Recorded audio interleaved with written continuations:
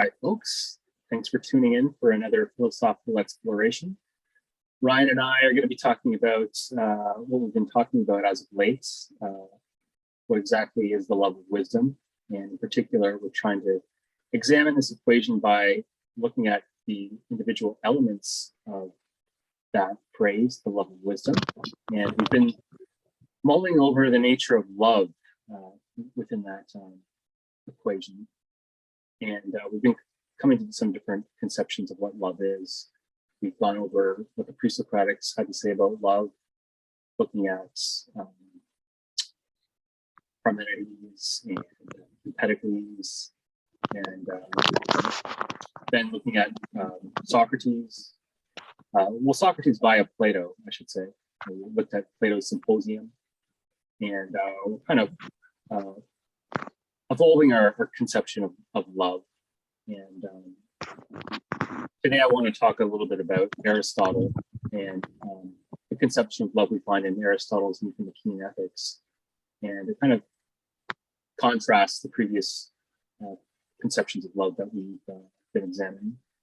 And in particular, what distinguishes it from previous conceptions is that love is conceived kind of in more interpersonal terms, in terms of friendship, as opposed to being something that's kind of like a fundamental force or a metaphysical feature of the universe, kind of like yin and yang, or what Empedocles described as love and hate. Kind of love for him was this force of attraction that contrasted hate, and it was the interplay between these two forces that could be invoked to explain everything.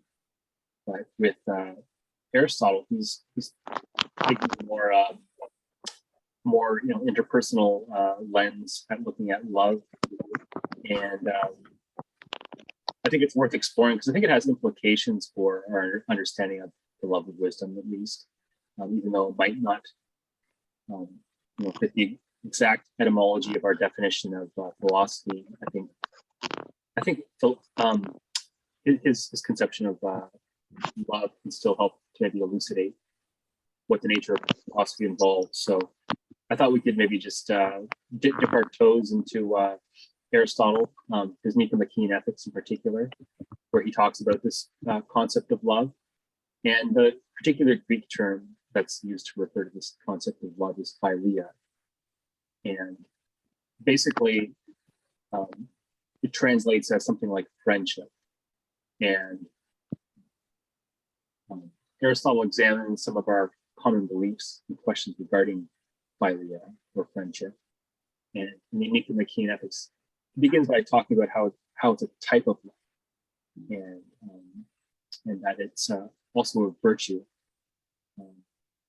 And talks about how it's a necessity of life. And in this particular section of the Nicomachean Ethics, in fact, he talks about how people in the prime of their life require love to do fine actions. And he also talks about how love can have powerful consequences. People who have love in their lives are able to do great things. And he says, in particular, when two go together, they're more capable of understanding and acting. So there's something potent about this sort of dyadic relationship, or more than that, friendship. I guess at a minimum between two people. But there's a potency, I suppose, to having good friends. Potency is the right word, but it definitely expands our capabilities, augments our capabilities as human beings. So maybe I'll just leave it at that, just to kind of set the stage here, and I'm kind of curious to get into what some of our thoughts are about all of this, Ryan. What's your take with Aristotle at this stage? I'm still kind of piecing together exactly what the relationship with Philia and wisdom is, this sort of form of love. Some of my questions, I think, are best sort of saved for a bit later. Some of the things that are coming up with different types of friendships. But I think it accurately, in particular, the notion of admiration, it accurately describes the relationship that I think philosophers have with this notion of wisdom. So it's an admiration or a sort of respect that's given to knowledge and philosophical wisdom. It's not really the kind of love that you associate with eros per se, or we haven't got into it yet, but we're agape, that kind of love. So I think it really gets more to the heart of what we're talking about when we talk about philosophy and how we understand it as a love for wisdom. Yeah, I do have a couple of questions relating to complete friendship, that kind of friendship, that kind of philia, and wisdom. But I think we'll get into that a bit later. So I'll save that. Okay. Well, there's a lot of things we can definitely delve into there. You brought up lots of interesting issues that we can delve into. What had come to mind for me at this point of the ethics is pointing out that when two people go together, they're more capable of understanding and acting.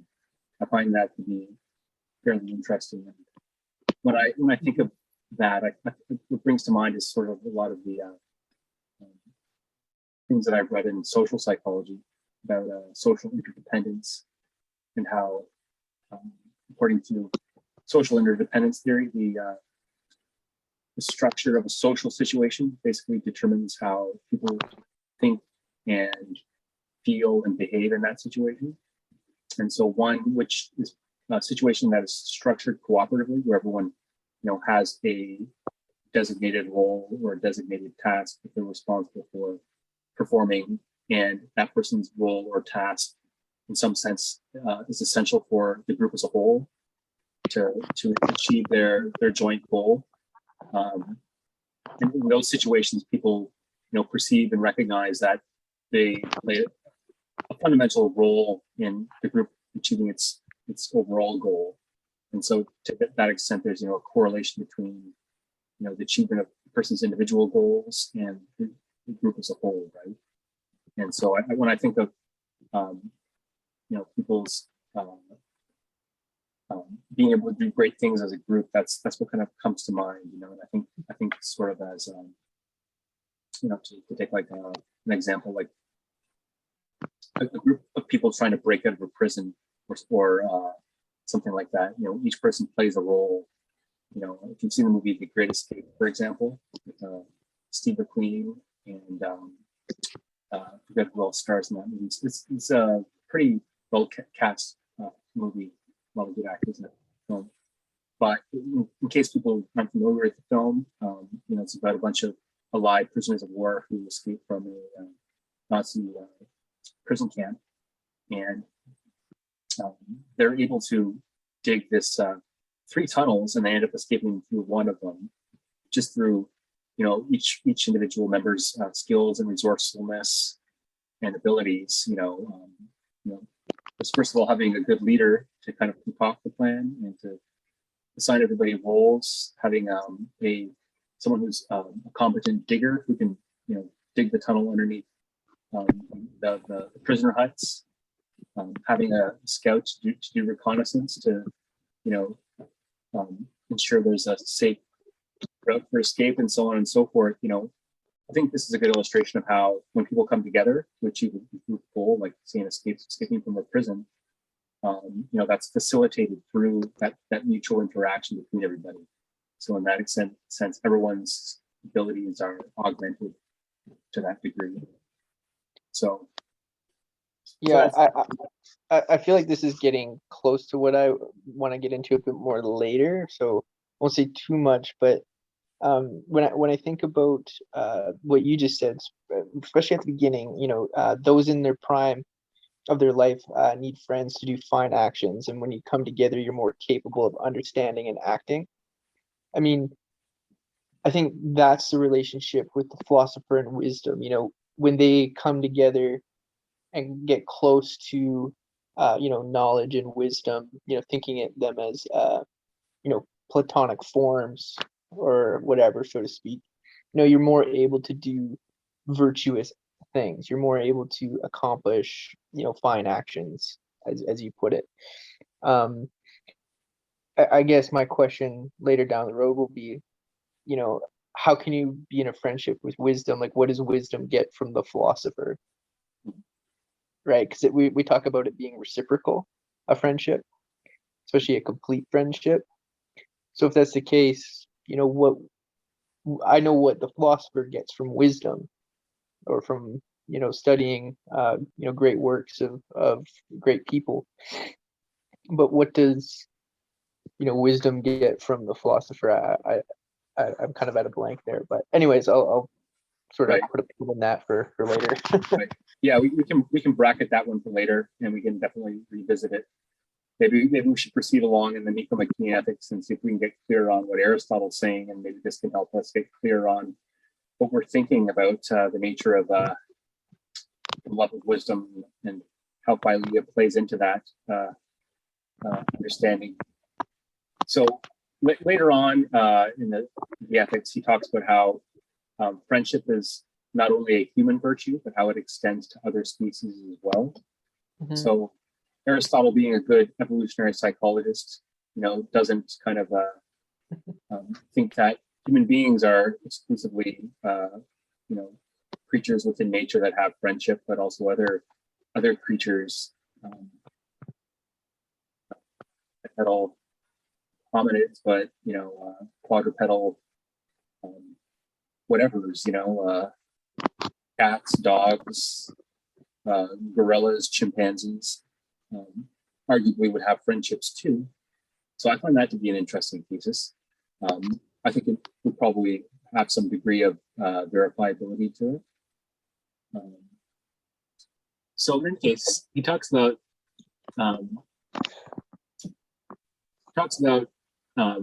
how friendship is something it's a cross species virtue, and he also talks about it in this section about how it's a universal fact that every human being is akin to one another, and every human being is beloved of one another. So I think that particular insight, will serve as the basis for a lot of his further conceptualization of friendship. This idea of it being a universal fact that every human being is akin to one another, and every human being is beloved of one another. So it's a universal claim he's making here. One seems to be suggesting, on the one hand, similarity. There's a universal similarity between all human beings. I guess this could differ by degree because there's variability too. But and also this other fact that human beings have this natural inclination to want to love one another too. So it seems like he has a optimistic conception of human nature. Human beings perhaps are inherently good, and maybe malevolence enters into the world through maybe through a perversion of our good nature, maybe through nurture, bad nurturing or something. So my reflection here is that perhaps this natural kinship that Aristotle is talking about, and the love that human beings both give and receive to one another is the core of friendship. That's my own intuition. I don't know where you see what you see Aristotle saying here, or what you think for that matter. I think I would more or less agree with you there. I think I have to give that a bit more thought, though. Yeah. Yeah, give it a bit yeah, of thought with it.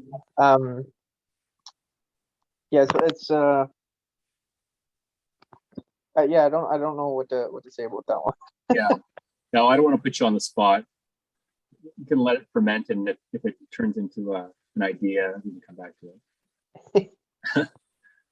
So anyways, Aristotle continues and he starts talking about complete friendship. And Yeah. he ties the notion of complete friendship into this notion of similarity. So he says, a complete friendship is a friendship of good people, similar in virtue, for they wish goods in the same way to each other insofar as they are good, and they are good in their own right. Hence, they wish goods to each other for each other's own sake. Now, those who wish goods to their friend for their friend's own sake are friends most of all, for they have this attitude because of the friend himself, not coincidentally. Hence, these people's friendships last as long as they are good, and virtue is enduring. So my reflections here were some degree of similarity and virtue is needed for friendship, at least friendship in this sense. And I think one thing of interesting note is that a lot of social psychologists have talked about how people have people are more inclined to be friends with others if there is this similarity. So I think there has been research conducted on this, validating a lot of what Aristotle is saying. I think we don't necessarily need to look at the experimental literature, though, to, at least from my perspective, to kind of see how this is a plausible notion of friendship. Mm-hmm. Based on my experiences, I generally tend to form friendships with people who have similar interests to me. They might be maybe a similar age, although that's not always the case. A lot of my friends are actually quite older than I am, but we have similar interests, like we're into philosophy or whatever else. And there's a similarity on various levels, but I guess the crux of it is that there is this binds people together in a friendship. Yeah, I think similarity too. When you have similar interests and similar dispositions, I think that often predicates proximity with one another. So say you both like playing hockey, you both like playing card games or whatever it is, you're generally going to be in the same area as one another as well. You're going to be frequenting the same places, and I think that too has a role to play. I know that's in the social psychology literature too, is that you can sort of estimate the likelihood of people being friends or acquainted with one another based off the proximity that they have, even within an apartment building or something like that. And like I said, I think if you have similar interests and similar dispositions, you're going to increase the likelihood that you're in proximity with one another as well. So I think that's pretty much undisputable or indisputable, from a social psychology standpoint. Yeah, no, for sure. I mean, I can definitely sympathize with that. I know, like, a lot of my friendships that I've developed over the years have been a result of, say, being classmates with somebody, at university, and developing friendships just in virtue of, sitting next to the person in the class, and then we hit it off about something, and then we develop a friendship. Sometimes friendships can happen like that. People located in the same space, like a classroom, can develop friendships. People in the same apartment building can develop friendships. Someone down the hall who's into the same stuff as someone else, it often goes hand in hand. Maybe we could almost think of it as like not only a psychological similarity, but maybe a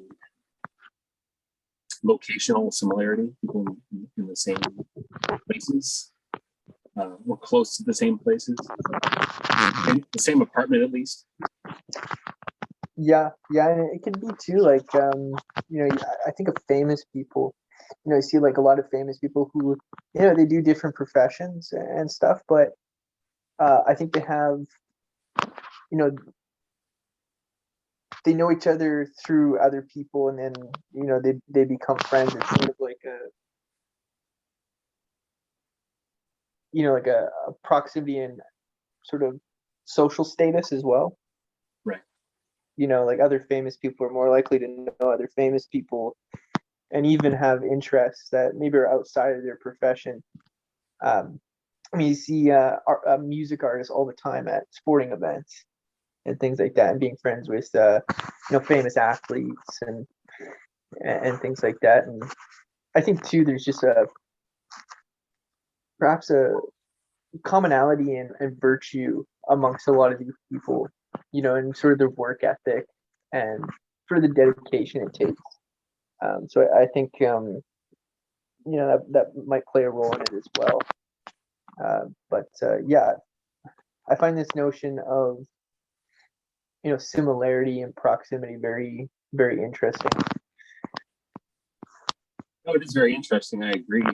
And you just kind of illuminated my own understanding of friendship there by bringing in proximity, because I hadn't quite thought about it in that way, in terms of a similarity that could also be based in location and not just based in the psychological disposition of the person, or the interests, the similar interests between people, but it also can be actually like a physical similarity, like so far as people are in the same place. Maybe also maybe just metaphorically as well, like people metaphorically they're in the same place too, the same, occupying the same social status or something like that in society. So there's lots to dig into there. One thing that you brought up too was this issue that Aristotle kind of underscored was the similarity in virtue, and how we gravitate toward people, insofar as we're striving towards developing a complete friendship. We're striving towards developing a friendship of between two virtuous people at the very least. And so what makes it that similarity? What makes that similarity definitive of a complete friendship? That's a question. I suppose someone who is a virtuous person, you want to think of it classically, like they have courage, they have temperance, they have prudence, they have they have piety, they're just. We can maybe say, well, a person who has these qualities is naturally going to want to mingle with somebody else who has these qualities, because more or less they want to involve themselves with their equals, someone who's of a similar stage of development as they are, who's cultivated their characters in that way, rather than hanging out with someone who's not very virtuous, someone who is maybe on the opposite side of that spectrum. I think too, like when you have a particular virtue and you see somebody else who also has that virtue and perhaps has cultivated that virtue to a greater extent than you have, there's sort of a special admiration that goes into that. From your perspective, looking at that person who has achieved so much, think about I think about soldiers, displaying courage. They're all fairly courageous individuals, but there's this special admiration that soldiers have for that special soldier who, displays, just that the courage that goes above and beyond the call of duty. I think there's an appreciation amongst other soldiers and other people who've done courageous things, more so than, say, the general population, your average citizen. I think your average citizen, at least in Canada where we live, they see a soldier get, some sort of medal of honor or valor, and there might be a small portion of the community that sees that as, or that looks at that and admires it to the extent that an average soldier does, but I don't think that it quite goes to this same extent. Yeah, no, I think that's a good example. I think we revere soldiers and for their heroic actions in the line of duty, and they're kind of, in some sense, they're exemplars of courage and the other virtues as well, and so we strive towards attaining those ideals, and we strive to affiliate ourselves with people who attain those ideals, perhaps because they have those qualities within us, but to a greater degree. So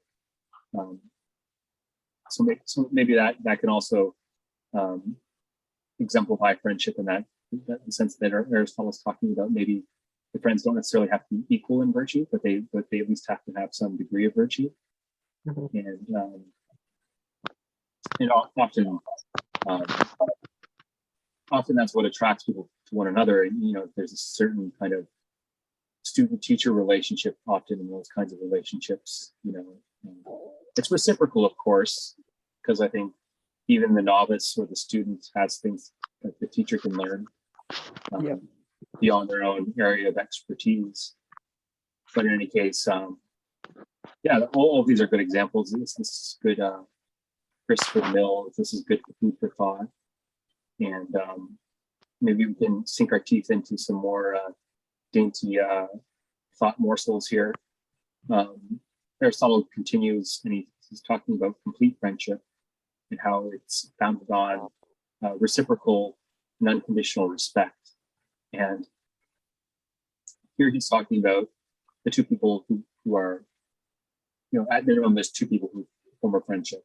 So he talks about how both individuals are good without qualification, and so what does that mean? He says good people are good, are both good without qualification and advantageous to one another, and they're pleasant in the same way too, since good people are pleasant without qualification for each other.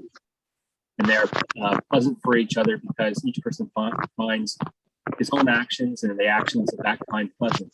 And the actions of good people are more similar. So again, there's a lot going on there. Initially, when I looked at this, I was reminded of Immanuel Kant to an extent, because Kant also, in his groundwork for the metaphysics of morals, he talks about how, for him, the only thing that's good without qualification is goodwill. The faculty by which we can, formulate intentions and, good intentions for that. For him, that's the only thing that's good without qualification. I don't know what Aristotle's own views are on this, but he definitely does think that a friendship of admiration is something that is good without qualification. And so what exactly that means, I guess that's an open-ended question. I think good without qualification would mean, like, it's sort of like an objectivist view of the goodness of people. So if you're good without qualification, everybody on the face of the earth could think you're a horrible person. But the fact of the matter is you're not. You're still a good person.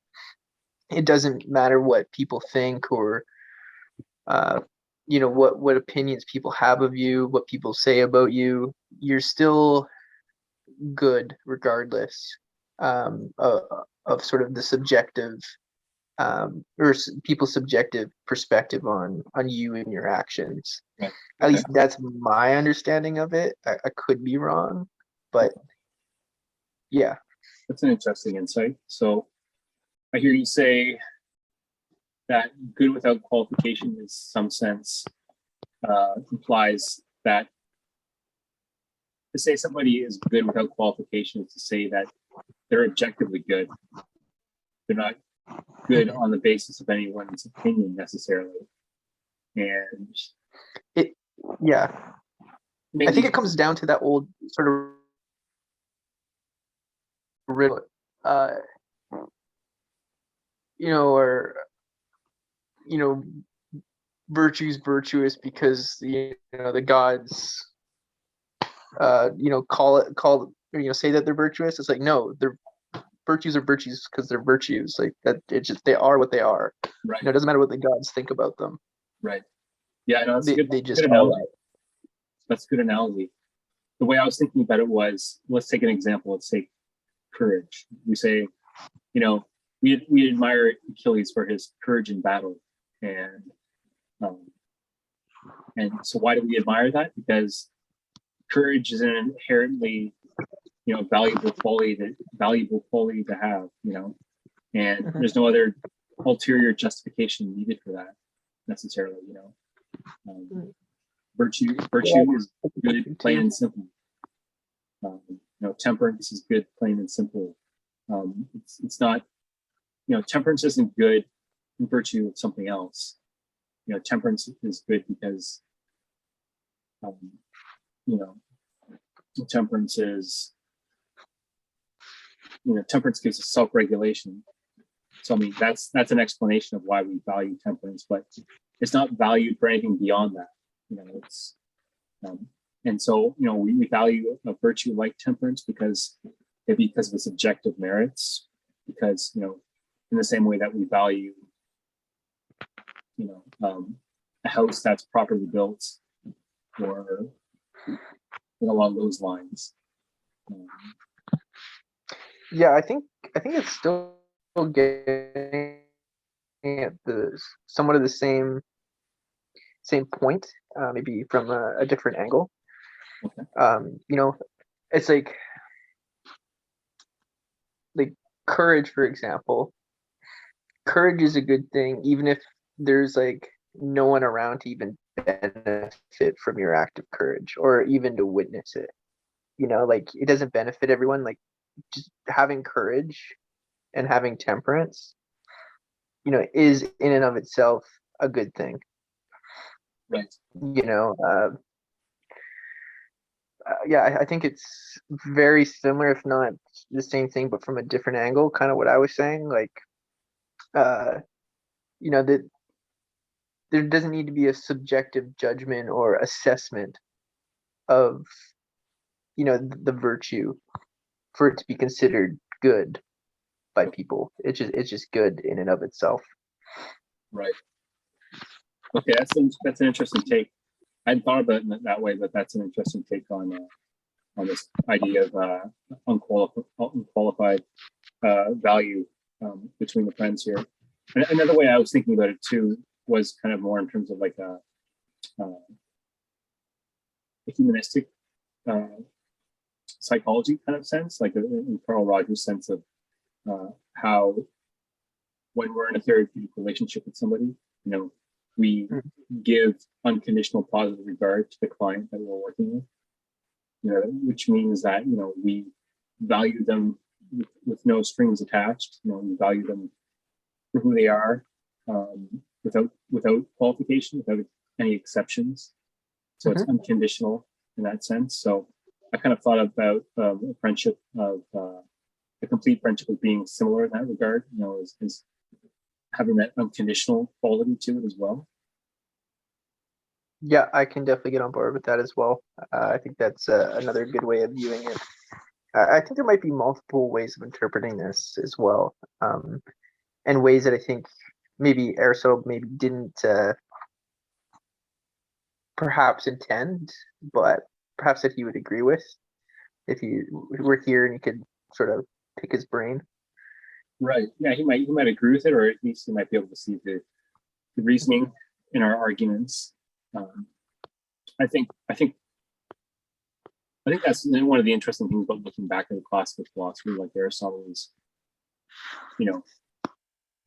on the one hand, there's grasping what he's saying, and interpreting it within a framework that he would interpret it in, which in itself can be a challenge with the difficulty of translation and the difficulty of just interpretation in general. And then there's another way of reading a character like Aristotle is to kind of read and reflect, and then see what ideas that his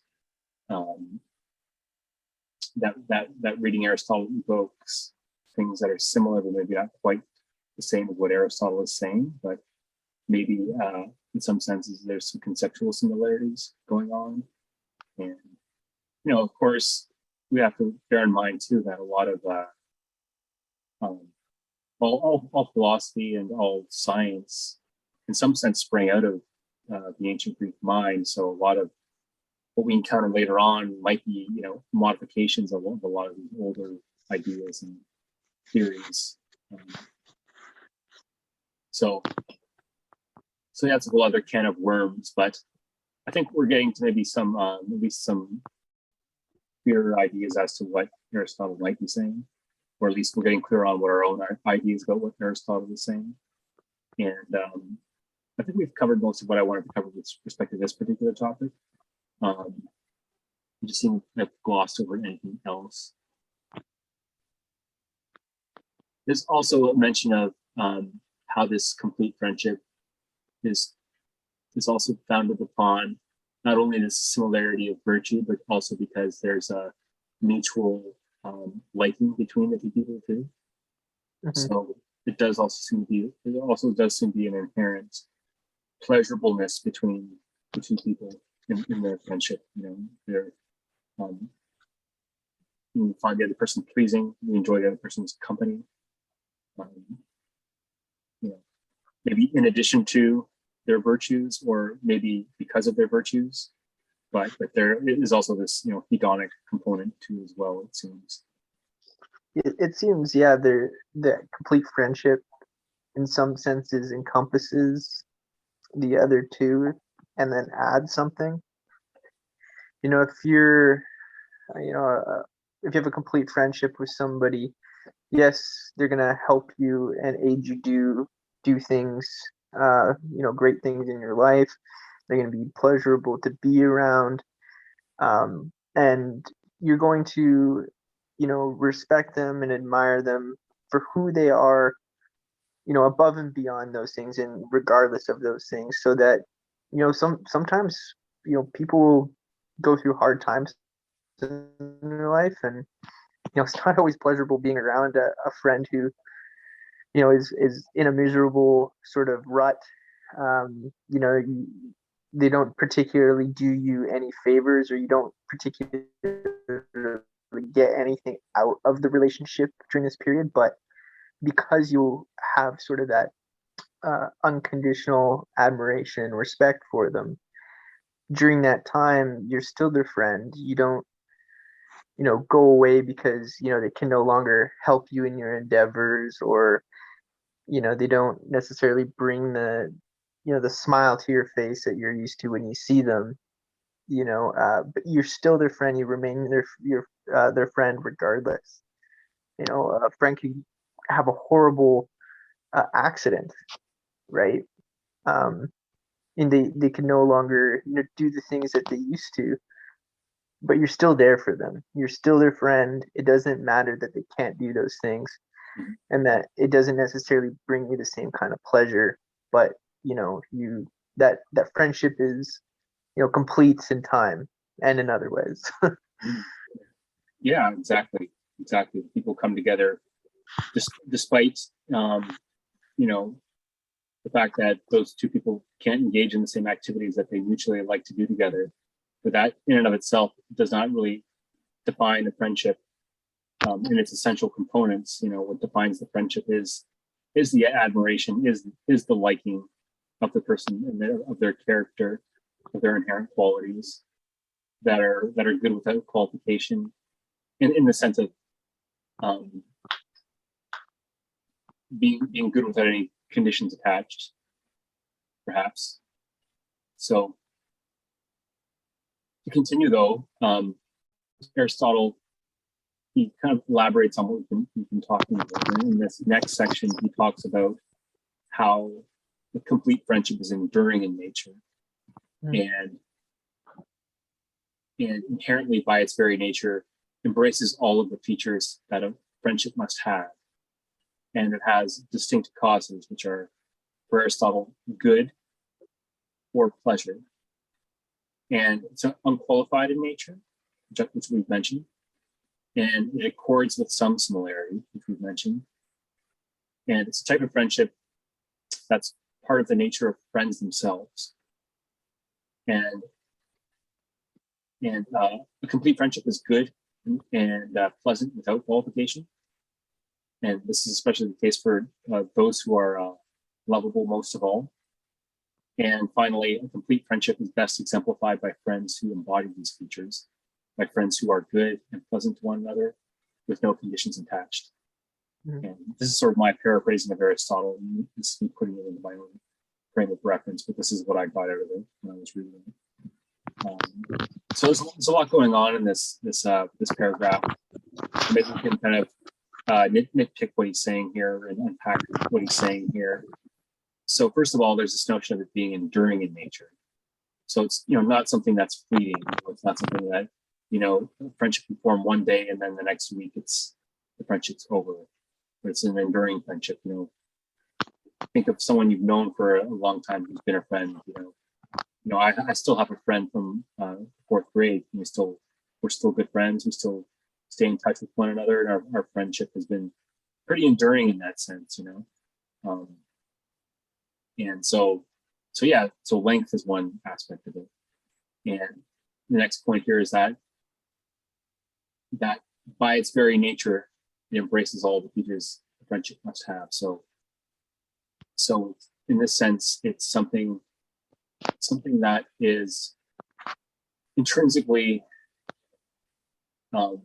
has intrinsic properties that make it a complete friendship, inherent qualities that make it a complete friendship. And that's kind of dovetails back into what you were saying about how this friendship without qualification is an objective friendship, by its very nature, by the very qualities and properties or merits that render it a friendship. And so these have an objective character to them, I suppose. And then again, there's this notion of it having distinct causes. So causes in this case for a complete friendship would be goodness and pleasure. So we can maybe view that as virtue. Again, some qualified, as we were talking about, based on similarity.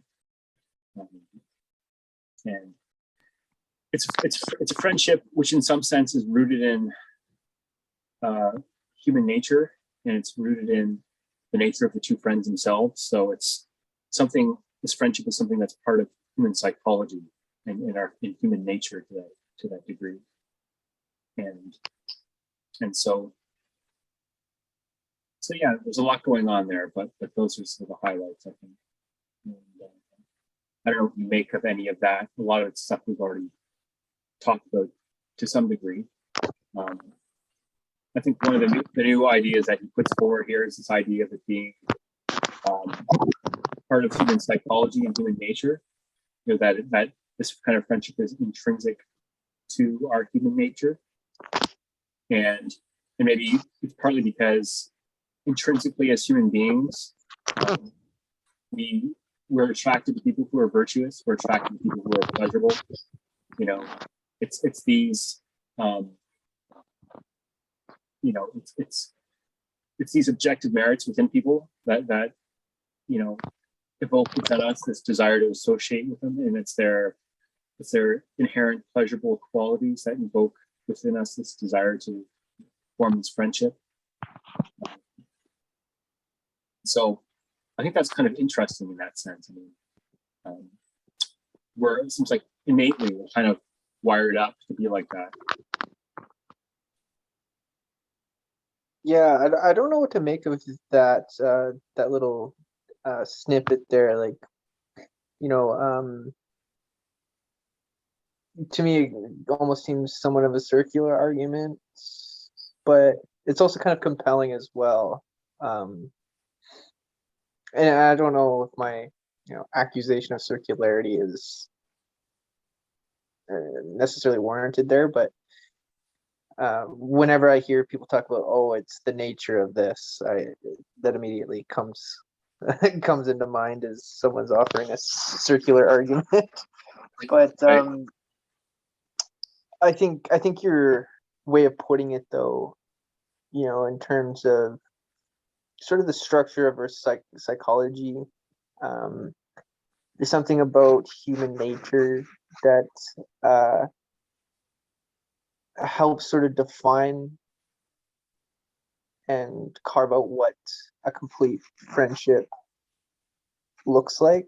I think that's pretty compelling. I think that offers something that could perhaps even be studied, and perhaps is studied. I'm not familiar with the literature on that, but it might even,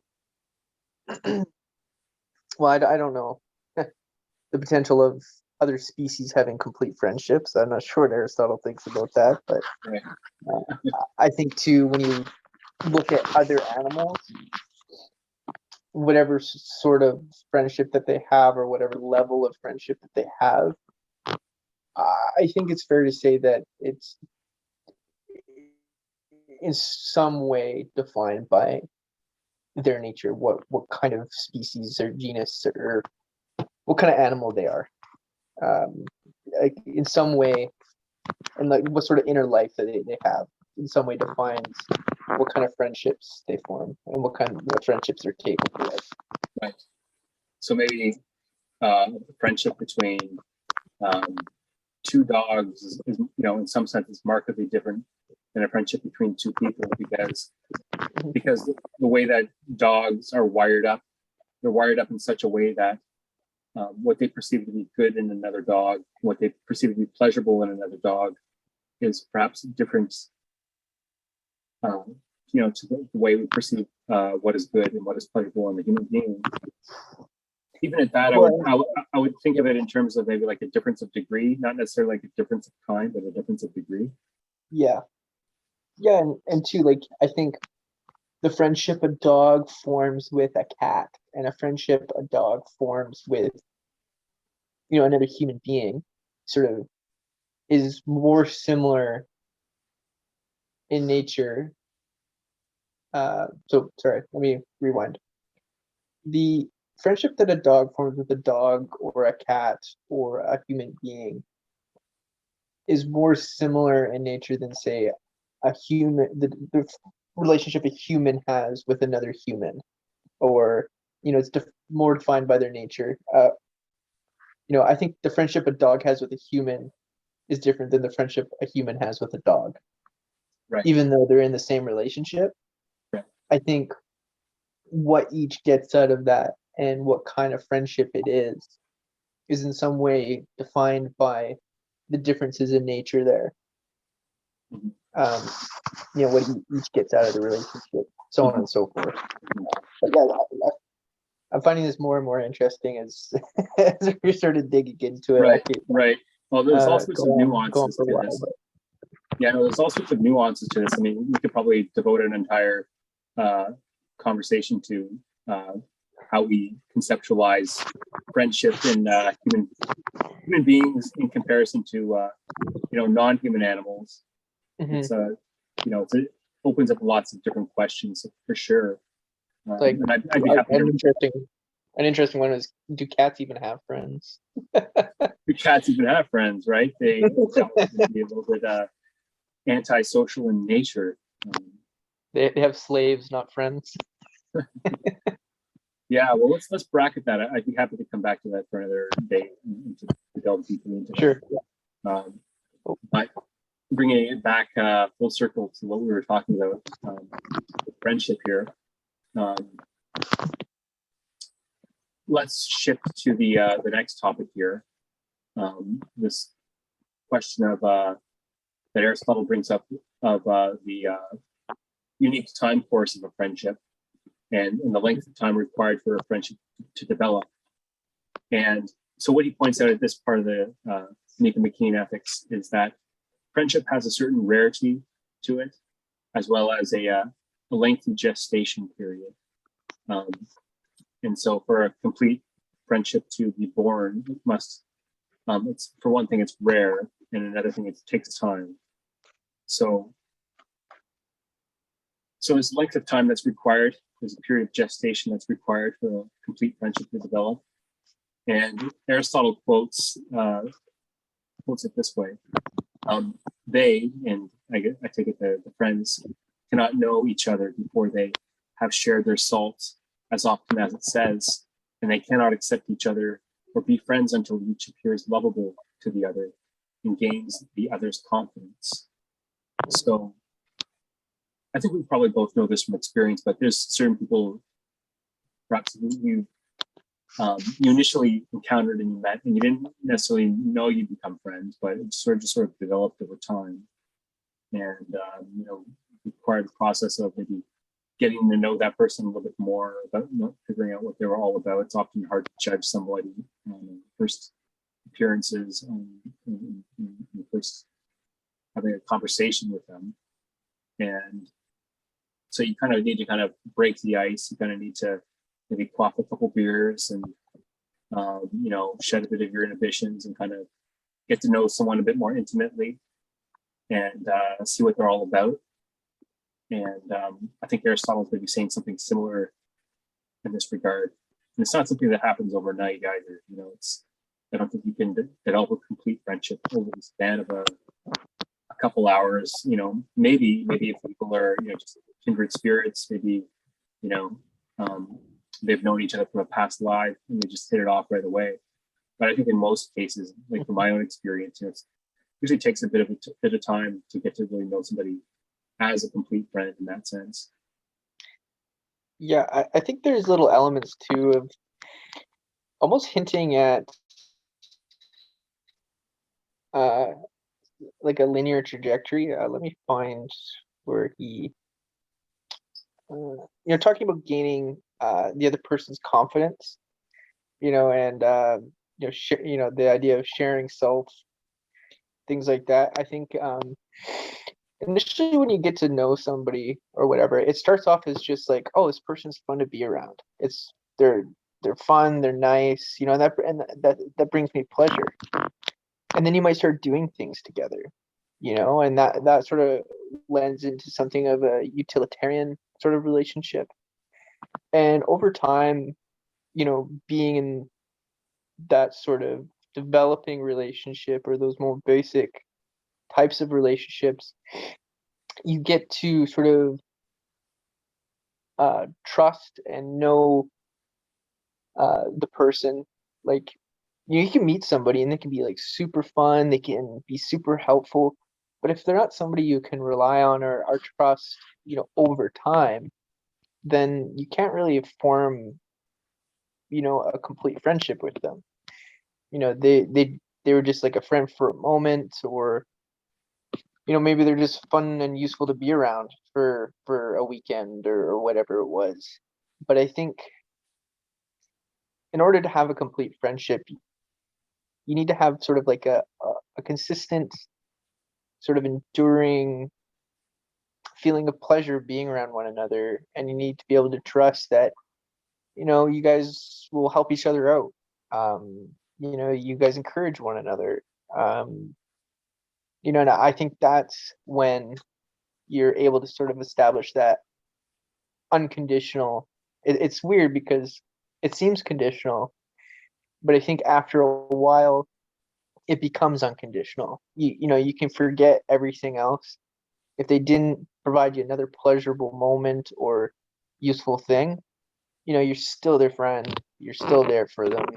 And it grew out of sort of the earlier type of relationship, the maybe more primitive type of relationships.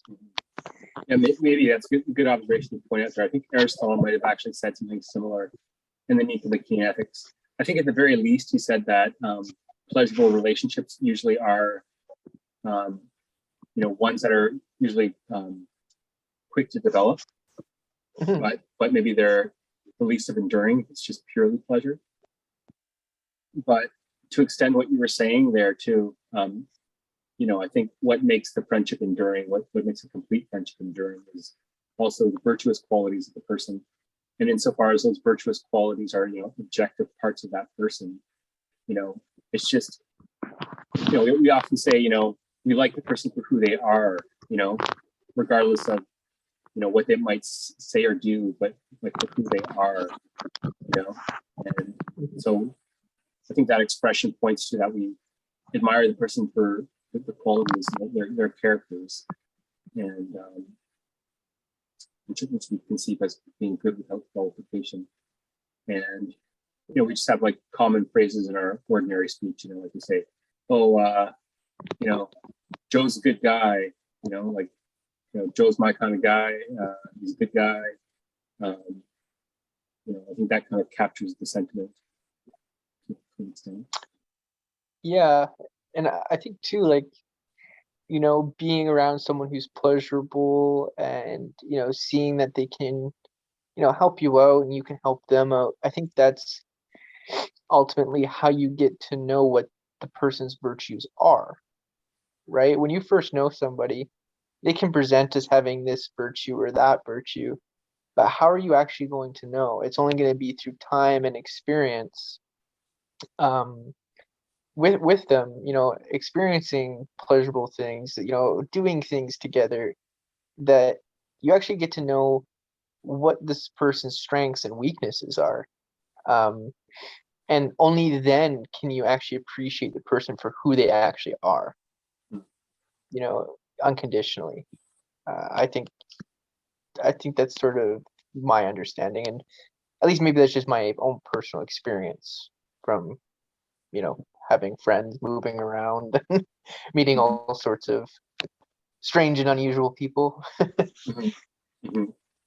Yeah, no, I agree. It takes time, and it takes getting to know the person, and it takes not judging them on their superficial surface things that you immediately notice about them, but often you can't be quick to judge based on appearances alone. You need to get to know the person. You need to see often beneath the facade, beneath the appearances, who they actually are at the core, and so that can often take time. So maybe now shifting the conversation a little bit more towards the three friendships themselves that we've been alluding to. Aristotle, at this stage of the ethics, compares three friendships that he's more or less been talking about, but not explicitly at this point. At this point, he starts talking about them more explicitly. And so he has kind of this holy trinity of friendships. We can call them the three friendships, perhaps. And the first type of friendship, and this is perhaps the highest kind of friendship, the most valued kind of friendship, is what he calls complete friendship, or we might also call it the friendship of good people, of virtuous people. And he says that this type of friendship is complete in time and in other ways. He also says, in every way, each friend gets the same thing and similar things from each, and this is what must be true of friends. So maybe we can just pause there and reflect on what we think he's getting at here. So, in my opinion, I think what he's getting at is that it's a type of friendship which is self-sufficient in some sense. It has everything it needs to have. Nothing else needs to be added to it. So we might want to unpack that a little bit more. Yeah, I think we went over that a bit in the one of the previous points. What were we saying there?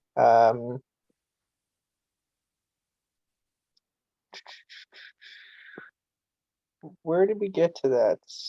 It's complete. It's completeness, and what makes it complete. Oh yeah, it inherently, it by its very nature embraces all of the features that a friendship must have. Oh, right. We're talking about the characteristics of a complete friendship. Right. So that would point to it being unqualified, it being a good friendship, based upon virtue and also based upon pleasure. Yeah.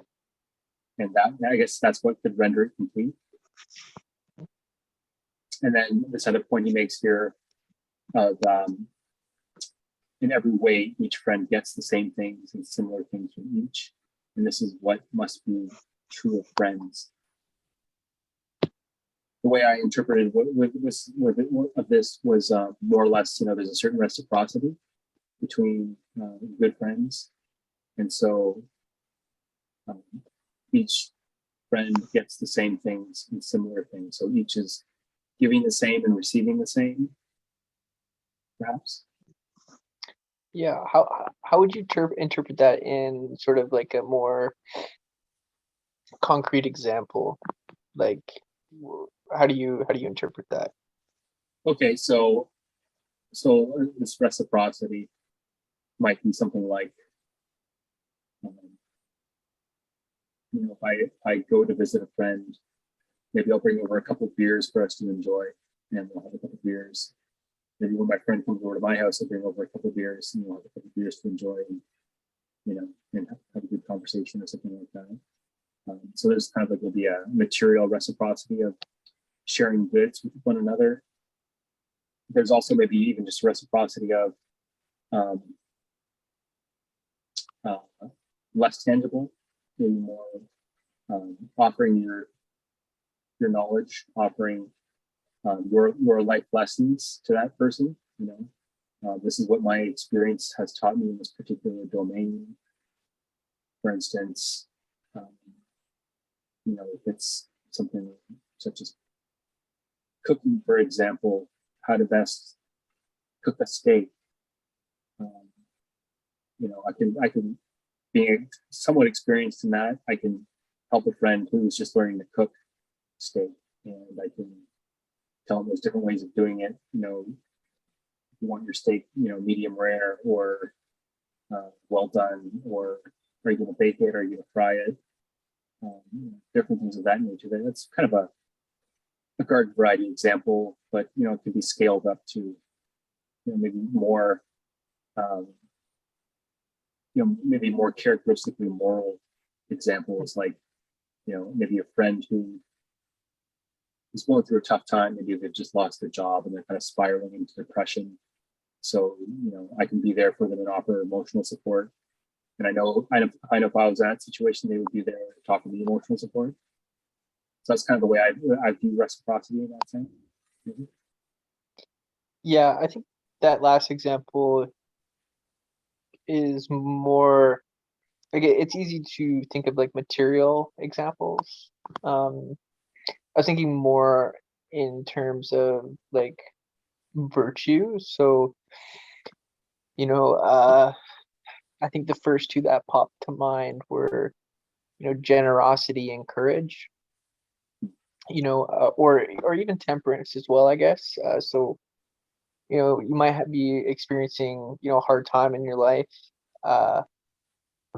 and you're a temperate person, but things are sort of really overwhelming, and it's hard to perhaps make wise decisions and decide what to do with temperance in a certain period of your life.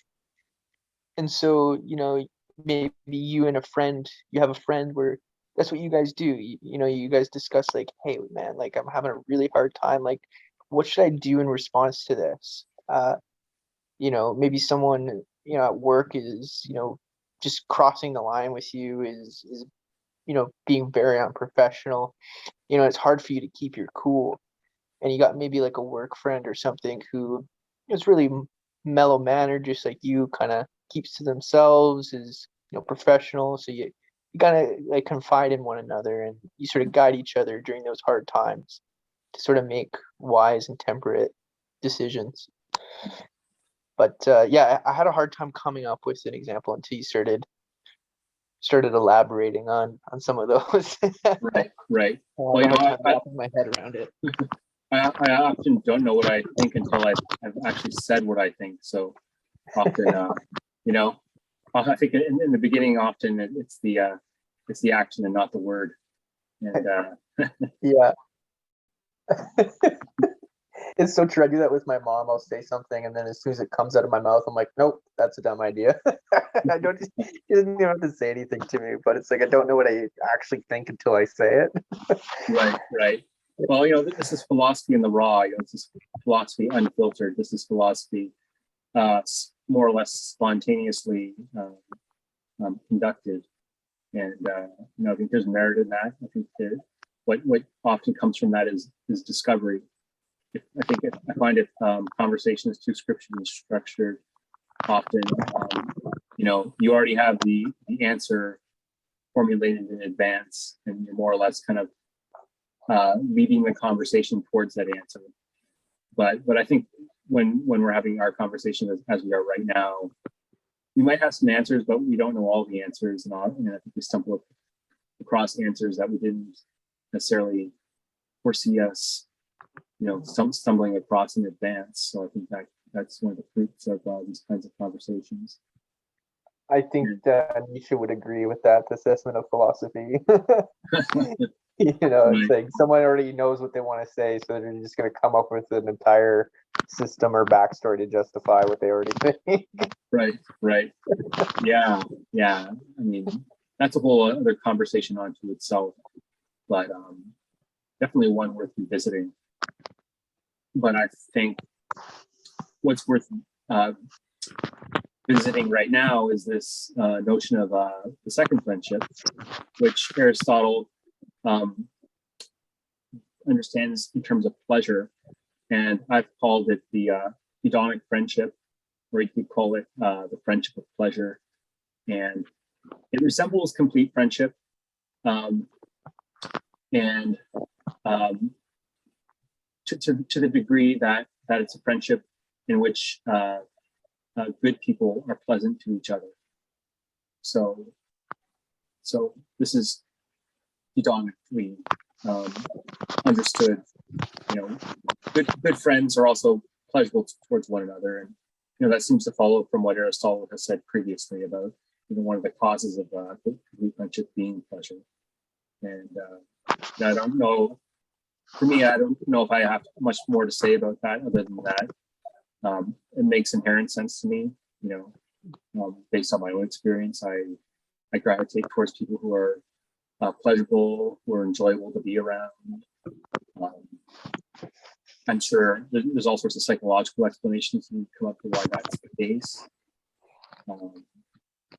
But I think Aristotle's correct in his judgment here about pleasure being pretty definitive of friendship.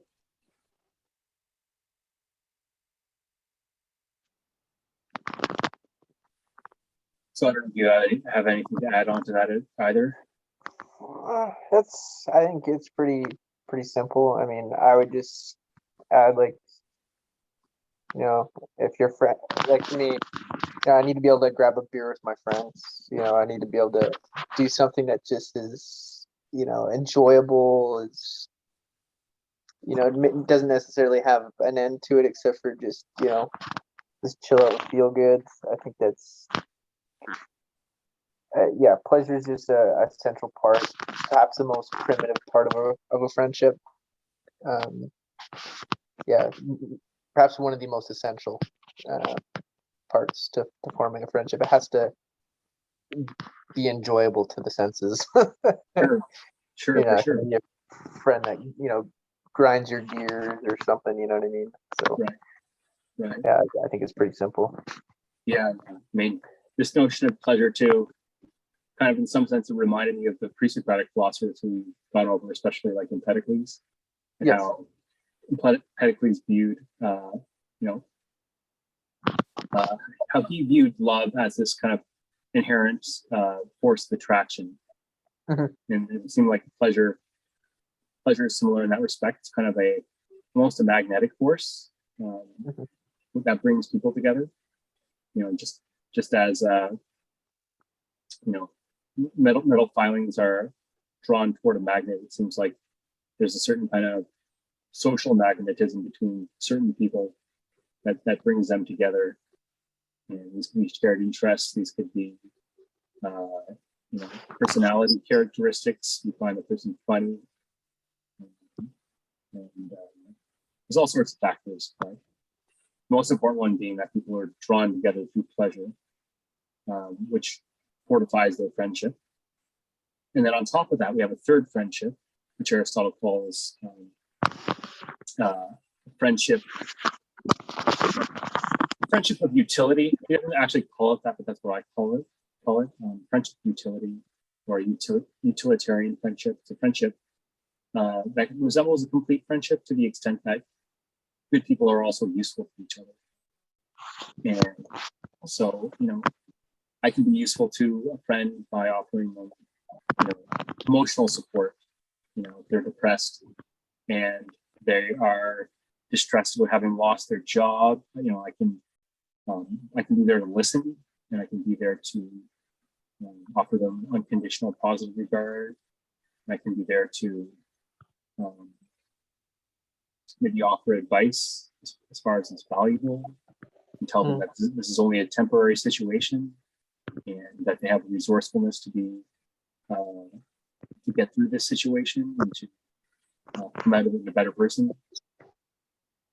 And so that's a friendship of utility. In that sense, I'm being useful to somebody.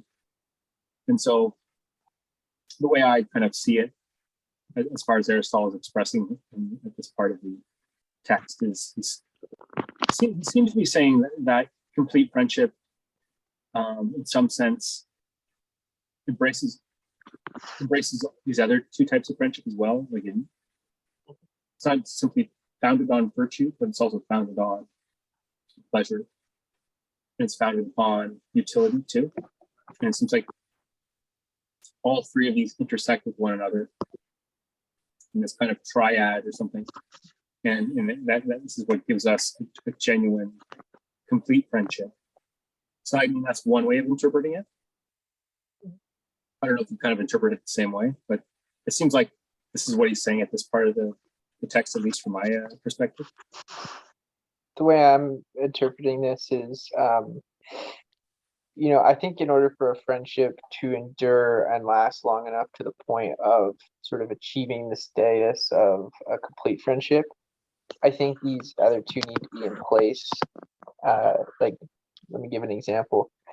I think if you have a friendship with someone, say you just meet them at a party, a house party, you're going to college, guys, you have a blast with this person. They're sort of like the life of the party. It's great. And you meet them down the road a few more times, but you start to notice that, they're fun and everything, but they're not really useful to you. And in fact, it's almost the opposite. Say every time you hang out with them, you have a blast, but then you miss school or work the next day. Or, the person ends up breaking things in your house or whatever it is. That relationship isn't going to last as long just on pleasure, because they're not useful to you. In fact, you're a detriment. And so I think, and same with developing a complete friendship. I don't think that a friendship's going to reach the completeness that, you think of with, a true friend. If they're not useful in some sense, if it's someone who's constantly, draining you, in terms of, just the way you feel, they're not pleasant, they're constantly in need of help, like with money all the time, it's probably not a relationship that's going to endure the point of it being a true friendship. You're just going to walk away and, form some other relationship with somebody. So that's sort of the way I'm kind of interpreting this. I don't know how that sits with you, but. Well, I hear you say that we need, it almost seems like pleasure and utility are kind of the first preconditions for a complete friendship to evolve, but they're by no means sufficient unto themselves to generate a complete friendship. If I'm understanding you correctly. Yeah, I think they're definitely necessary in order for a relationship to endure. to the point of being a complete friendship. But once you have that complete friendship, both of those things could go away.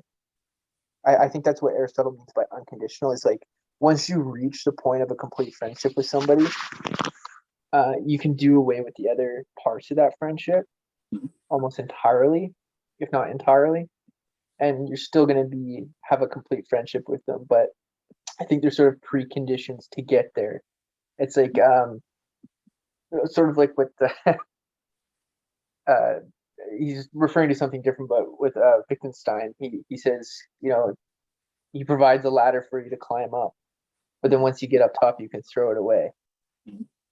Right. So it gets you to the point of seeing, the person's virtue and establishing a complete friendship. It gets you to where you need to be, but once you're there, you can throw away that ladder and get rid of it. It's served its purpose. Not that you have to, but you could if you wanted to. So I hear you say that pleasure and utility are almost a means to complete friendship. They're in some sense, you need to have those two factors in place to get to complete friendship. But once you get to complete friendship, you can do away with them, and you're no longer needed, perhaps. That's an interesting idea. Yeah. I mean, generally, you probably wouldn't. It'd be sort of like rare circumstances that. I always think of like an accident, someone who becomes severely disabled. You got to take care of them, and all those things that, like I said, you can get from them, and all those pleasures and stuff that you can get from them is no longer there. But you're still there taking care of them at the bedside, visiting them. They could be in a coma, right? But you're still their friend. Yeah, someone who's has some kind of terminal condition or something, and maybe they're going to die, and for you just to be there for emotional support, this is part of that friendship, and it's nothing else. It's not to do with that person being useful or necessarily pleasurable to you at that moment, but because you genuinely care about the person for who they are. That makes sense to me. Yeah, I think Aristotle might disagree with me on my point there, or my points, but to me that seems intuitive in the way that I experience friendships, and the way that some of my more long enduring friendships have gone, and some of my not so long enduring friendships have gone. Right. I've had friends that are a lot of fun, pleasurable to be around, but I start to realize like they're more of a drain, in terms of utility, and it's not something I can sustain long term. It's a short term thing. I can see them maybe once in a while, but it's not sort of like a long term complete friendship. It's just, I go there, the party, I have fun, and then I'm kind of gone, I can't more complete, fulfilling relationship with them, because oftentimes these people are just sort of takers, and I'm kind of a giver. And the thing is people who take, they just take and take and take and take, and it's like, I can't do this forever. I gotta let those people go. Yeah, you value friendships that are based more upon something that's enduring, like mutual respect between people, or something like that. Something that has a virtue as its basis. Yeah, and reciprocity, right? Like, say for example, I give a buddy some cash, and he's like, "Oh yeah, I'll pay you back." And even if I don't ask for it back, if they say I'll pay it back and they don't, it's kind of like, I feel no reciprocity there. Like, I'm not even asking to borrow money from you. I'm just asking for it to be. I'm not even asking you for it to be returned, but you're saying you're going to return it and then you don't. It's kind of, it just sort of leaves a bad taste in your mouth, I guess. There's no sort of equality there. in the relationship. Yeah, no, I mean that makes sense. I like your take on friendship. I don't know if Aristotle would necessarily agree with it. It seems to agree with my experience to some degree. Maybe we can get back to Aristotle to clarify exactly what Aristotle is saying about all of this. So he talks about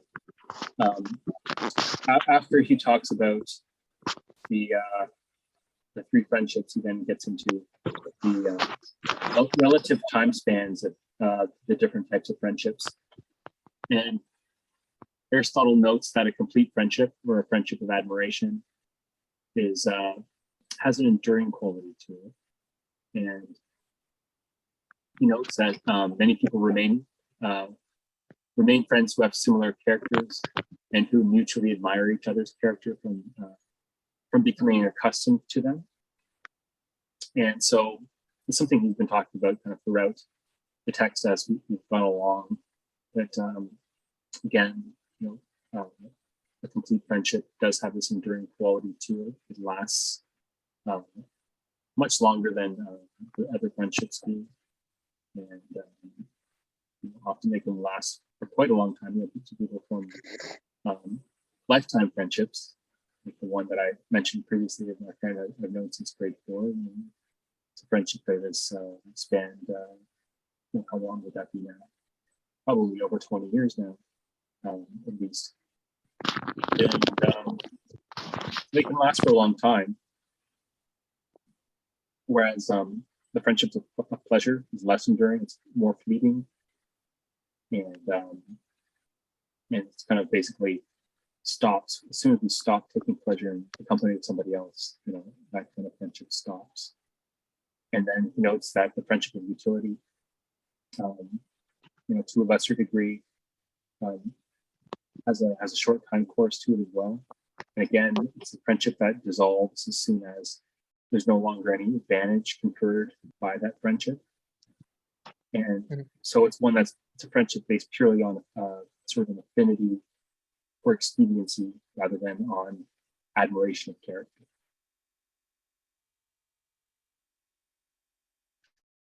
So, I mean, that all kind of makes sense to me. Yeah, I think, yeah, I see, those friendships based on pleasure more common at a younger age, grade school and even in college, and friendships based on utility, to me, that just reminds me of being in the trades, especially watching business owners and their friendships with one another and how they turn sour really quickly once interests start competing. Right. It's all fine and dandy when interests align, but when interests start competing, oh boy, it's a whole other bag of worms. Yeah, when someone is no longer useful to you, then the friendship seems to go out the window, doesn't it? Yeah, and we get into the next part. You hear a whole lot of slander and distrust. Right. Yeah. Complete opposite of a good friend, a friend of the highest degree. Well, that all makes sense to me. I don't know if I have much to add to any of that. I think we've already talked about, the time spans of the different friendships to a certain degree. Maybe we can shift the discussion to the time spans. Oh yes, now to this topic. We were just hinting to it. This topic of this is the next topic Aristotle tackles, but it's the topic of a friendship. A friendship of good people is free from slander and it's full of trust, right? So why does Aristotle make this claim? Well, he suggests that friendship of good people characterized by a mutual admiration for each other's virtues is the only type of friendship that is immune from slander. And he suggests we would not believe any ill opinion, any slanderous hearsay about somebody but our good friend as true, as we experience our good friend as somebody who's reliable time and time again. And for true friends among good people, he suggests that true friendships among good people are characterized by trust, belief that the true friend would never do injustice and only do those things expected of the true friendship. And he also says that in other types of friendship, such as the friendship of pleasure or utility, there's a risk of distrust arising. So again, I think this makes me reflect upon why exactly a good virtuous friend is someone who's free from slander. And I suppose in my own experience, virtuous friends that I have had, they act and behave in ways that are contradictory to anything that would make me distrust them. So they do things that instill a sense of trust. They're able to. I can maybe disclose certain things about myself to that person, and I know that they're not going to go tell other people about it. They remain, retain some sort of confidentiality about certain things, and there'll be a friend who perhaps has never ridiculed me about anything or attacked my character, for arbitrary reasons or something like that. They've always been kind. They've always been considerate. They've always been reliable. They've been there, and just things like that. They accumulate over time, and I suppose they build up a level of trust. And I suppose you tend to form a conception of that person, as a trustworthy person, and you don't think any ill thoughts about them for that reason. And then when you hear someone else making those remarks about that same person, we kind of view the person making the criticisms, we kind of view them as being wrong and not the friend. Yeah, I've definitely experienced that in my time. Sometimes it's, it usually comes down to one or two things when I hear someone slander somebody that I hold in high regard. It's usually either a complete fabrication or it's some sort of misinterpretation or distortion of events that basically amounts to a lie. Say someone they get in an argument and the person isn't happy with your friend, and your friend kind of puts them in their place, just tells them, look, man, like, this is how it is. I'm not compromising my integrity or whatever. It doesn't matter that you're someone who's willing to compromise their integrity for an extra buck, but I'm not doing this. And this person, all this bad negative stuff about them, and it's like they almost project onto your friend their own sort of negative characteristics and qualities, or sort of just throw mud at them, in hopes to get you on their side, or maybe it is just like sort of a delusion. They don't even know that they're distorting the information the way that they are. I think some people genuinely lack that self-awareness. But I think it's either just a complete lie or some sort of delusional or intentional distortion of events. When someone comes and tells me things like that. Yeah, and perhaps it might be because that person maybe is inherently not virtuous. Maybe they're a person who is a deceitful person, and someone who has maybe a habit of telling lies. And so, when these things become part of your character, maybe it becomes difficult to distinguish, what you take to be truth from falsehood. And someone who, continually tells lies to other people and maybe even to themselves, is going to have a difficult time being an an accurate judge of somebody's character. So that makes sense to me. I think, yeah, that makes sense to me. I don't know if I have much to add to that other than good people being trustworthy people, and then that in some sense being grounded in their virtuous qualities, their inherent qualities, their inherent merits. So maybe just to bring things to a wrap up here, Aristotle closes off this section of the Ethics talking about the three friendships. And he again notes that friendship of good people is friendship of the best kind. The friendship of utility, he notes, is like an alliance between two cities that aims at expediency. And in making that remark, it kind of reminded me of like a modern example. And you know, like with all this chaos right now going on with the war in Ukraine and stuff, I kind of brought to mind like how certain nations want to be part of NATO, and how the relationship like that, you know, is kind of like the friendship of utility, like insofar as, you know, the representatives of, you know, their respective governments are kind of like friends in that sense, and they want to be a part of, we want to be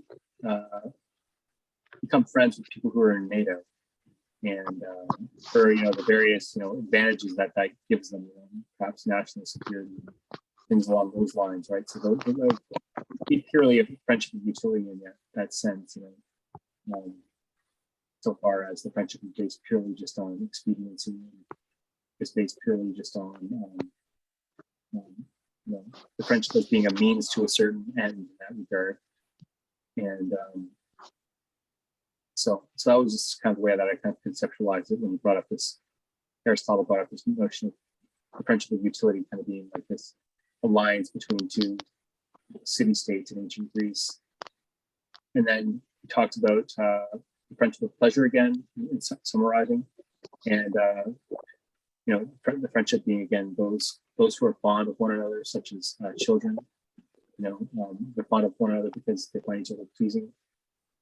And so Aristotle just he quotes, just to summarize, we must presumably say that such people are friends, but say that there are more species of friendship than one. So he's not saying there is one kind of friendship, there are the three kinds, and perhaps he's saying that they're conceptually distinct. I guess that's a question of interpretation. One way of interpreting it, on the other hand, would kind of maybe think of them as all kind of being on a continuum, or being kind of friendship being multifaceted in some sense. This is Aristotle's thoughts on the nature of friendship, and we kind of offered our own thoughts on the nature of friendship. Sometimes I think maybe agreeing with Aristotle, sometimes maybe disagreeing, maybe other times agreeing and disagreeing. But in any case, unless you have anything else to add based on that summary from Aristotle, maybe I'll do kind of a grand summary of everything. Yeah, no, that I agree with that. Let me just I gotta turn off my mic and my camera really quick. I gotta go make a run for my charger. So just keep on the summary, and I'll just be like 20 seconds, but I'll be listening. Okay, sounds good. So we in our discussion, we talked about Aristotle's views on the three friendships, and began with his discussion of the common beliefs regarding the nature of friendship, and some questions that arise regarding the nature of Philia or friendship. And then we talked a little bit about how friendship's not only a natural human virtue, but how friendship is also extends to other species as well. We also talked about the nature of complete friendship, and we talked about how complete friendship is based upon similarity, and we offered some reflections there. We went into a discussion about complete friendship and how that's founded upon reciprocal and unconditional respect. That's the way I kind of interpreted Aristotle as justifying complete friendship.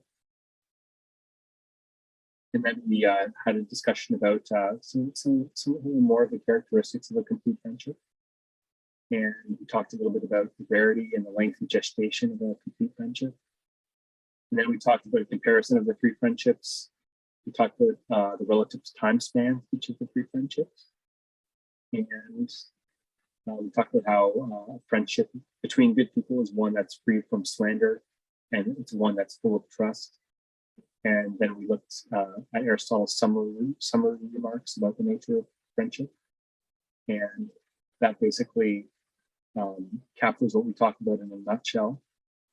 So I don't know if I have anything else to add other than maybe bringing all of this back to the main question we've been pondering, this question of the love of wisdom and what that means, and does Aristotle's concept of Philia, does that shed any light on the nature of this question of what the love of wisdom is? My take on it is that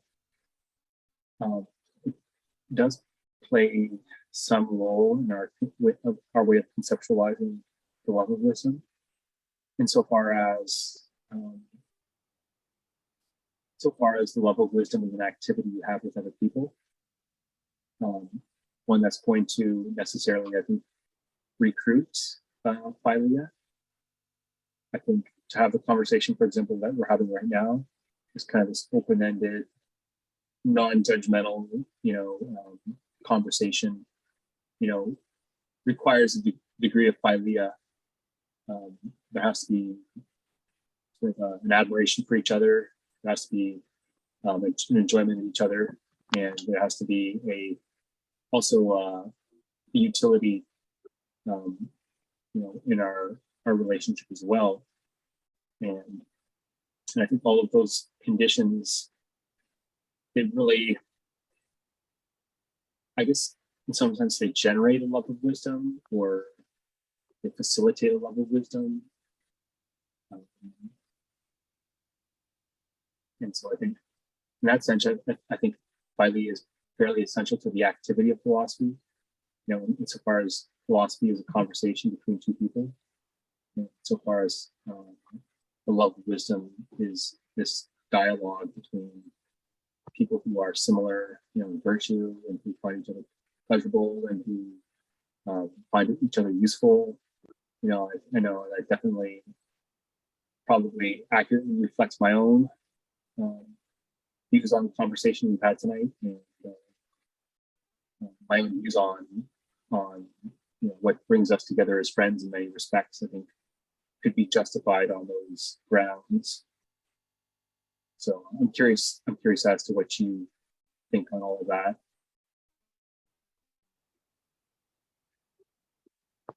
First off, I find that really interesting because it's not at all how I was viewing the relationship of Philia to wisdom and philosophy. So yeah, that brings a whole sort of area to the conversation I haven't quite considered yet. So I think maybe next week when we sort of get on and start just kind of discussing before we record, maybe I want to dig into that a bit more with you, your thoughts on that. From my perspective, I was viewing sort of the relationship of Philia to wisdom and, philosophy as sort of, our love for wisdom, our relationship to wisdom, or the philosopher's relationship to wisdom. Sort of this admiration, it's an enduring admiration. We take pleasure in wisdom, we find utility in wisdom, and it helps us become better people, the way that a complete friendship would. I'm viewing in this sense, I'm viewing the Philia, the friendship, as between the philosopher and wisdom. What relationship does the philosopher have with wisdom? In what way does the philosopher love wisdom? Mhm. And in that sense, it's often interpreted, Philia is often interpreted as sort of this brotherly love. And in some way, I think of my love for philosophy as like my love for a brother, my admiration for like an older brother, or as a mentor, like a teacher, a student-teacher relationship. So yeah, I think this does a lot for me, and sort of getting more of the specifics, getting more details on what that means. Because before it was, I could have summed it up in one or two sentences, but now there's a lot more sort of depth to the way I view that relationship with philosophy, with wisdom. So yeah, I think I'm really excited to go more into this next week, see what else we can uncover. And I'm gonna let what you just said marinate with me a bit. Sort of the relationship between two people, the philia between two people, and how that facilitates wisdom. I think that's again an aspect to the conversation which I haven't really considered. And I think it's a really important one. I think, philosophy maybe isn't sort of the kind of conversation that people like to sort of characterize philosophy as a conversation happening over centuries. I don't think it's quite that simple, but I think it's still that conversation and that sort of admiration people have for one another is essential to developing philosophy. And I don't think you can do philosophy sort of in a vacuum, regardless of what Descartes says. Yeah, no. I think a lot of what you just said there about the nature of Philia and its relationship to philosophy and its relationship to the love of wisdom made a lot of sense for me. I think both of our perspectives seem to be accurate and true, in their own aspects. And I think the way you put it too of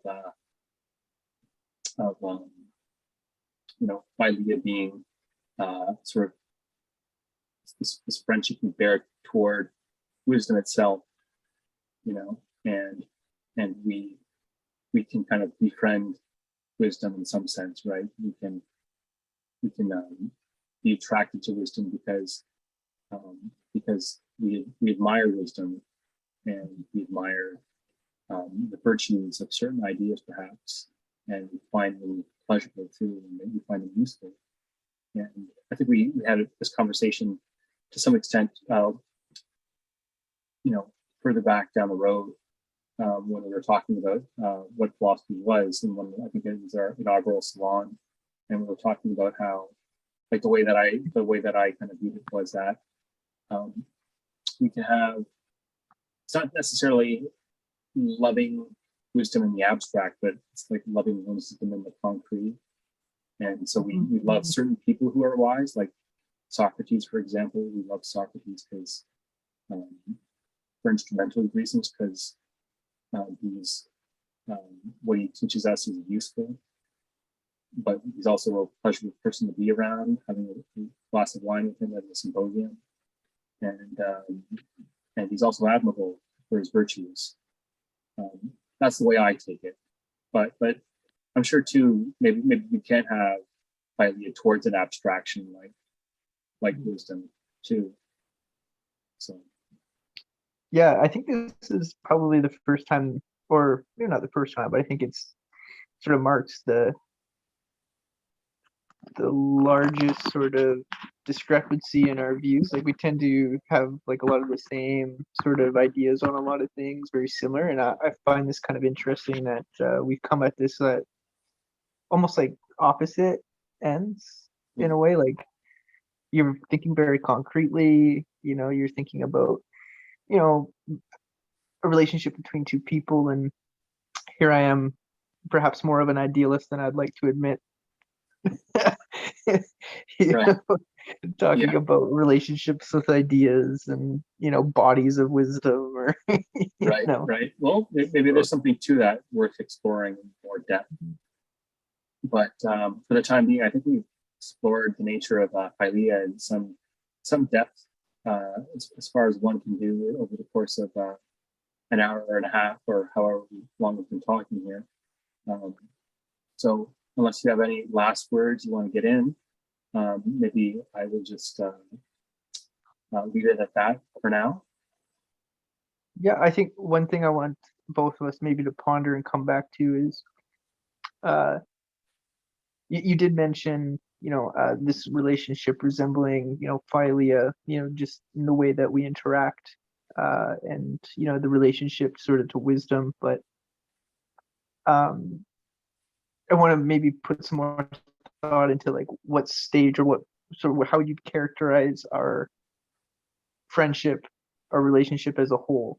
Like I think that might be an interesting exercise, and see what each other have to say.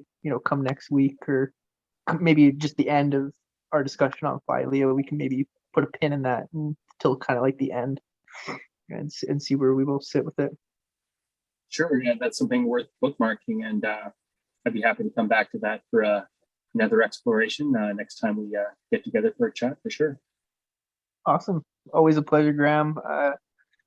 Yeah, I'm very happy to have these conversations with you. It always brightens my evening. So Right. Well, I'm glad I have been to some use to you there at least. And yeah. as far as our friendship is one of utility. So on that note, I will leave it at that, and stay tuned, everybody, for our next in-depth conversation about some philosophically relevant topic. Cheers for now.